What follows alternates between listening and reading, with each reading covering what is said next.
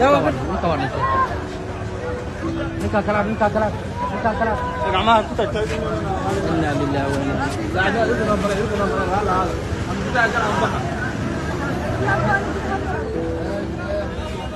إليه صار مجد صار مانو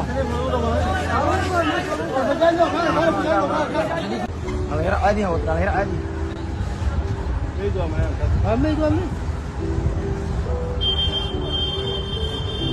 halkan waa magaalada Beledweyne ee gobolka Hiiraan. daqiiqada yar koor waxaa ka dhacay weerar qof naftiisa haliga ahaa. waxaa ku sugnaa xilliga weerarkan uu dhacayay siyaasiin, wariyaal iyo xildhibaano ka tirsan baarlamaanka. waa meel u dhaxaysa buundada liiqliiqato iyo xarunta gobolka Hiiraan laga maamulo. kooxda Al-Shabaab ayaa sheegatay mas'uuliyadda weerarkan way ku dhinteen in ka badan 5 qof, tiro intaa ka badanna uu dhaawac ka soo gaaray.